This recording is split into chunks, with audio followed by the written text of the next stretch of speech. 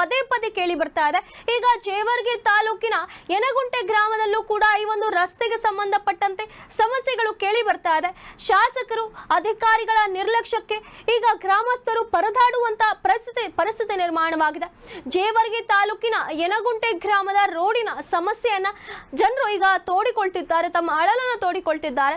ಶಾಸಕರಾದ ಅಜಯ್ ಧರ್ಮಸಿಂಗ್ ಗ್ರಾಮಸ್ಥರ ಮನವಿ ಮಾಡಿದ್ರು ಕೂಡ ಕಣ್ಮುಚ್ಚಿ ಕುಳಿತಿದ್ದಾರೆ. ಈ ಒಬ್ಬ ಶಾಸಕ ಅಜಯ್ ಧರ್ಮಸಿಂಗ್, ಇದಕ್ಕೆ ಈಗ ಗ್ರಾಮಸ್ಥರು ಭಾರಿ ಕಿಡಿಕಾರಿದ್ದಾರೆ. ಮೂಲಭೂತ ಸೌಕರ್ಯವಾಗಿರುವಂತಹ ರಸ್ತೆಯನ್ನೇ ಸರಿಯಾದ ರೀತಿಯಲ್ಲಿ ಒದಗಿಸೋದಕ್ಕೆ ಆಗ್ತಿಲ್ಲ ಈ ಅಧಿಕಾರಿಗಳ ಕೈಲಿ ಅಂತ ಹೇಳಿ ಈಗ ಗ್ರಾಮಸ್ಥರು ಕಿಡಿಕಾರ್ತಾ ಇದ್ದಾರೆ.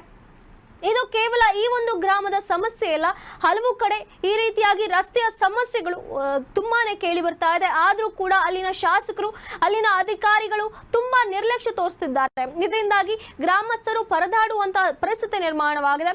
ಅದು ಕೂಡ ಇಂಥ ಮಳೆಗಾಲದಲ್ಲಿ ನೀರುಗಳು ತುಂಬಿ ಬಿಡ್ತವೆ, ಈ ರಸ್ತೆಗಳ ಗುಂಡಿಗಳಲ್ಲಿ ನೀರು ತುಂಬಿ ಬಿಡ್ತವೆ. ಇದರಿಂದಾಗಿ ಸಂಚಾರ ನಡೆಸೋದಕ್ಕೆ ಗ್ರಾಮಸ್ಥರು ಭಾರಿ ಒದ್ದಾಡುವಂತ ಪರಿಸ್ಥಿತಿ ನಿರ್ಮಾಣವಾಗುತ್ತೆ.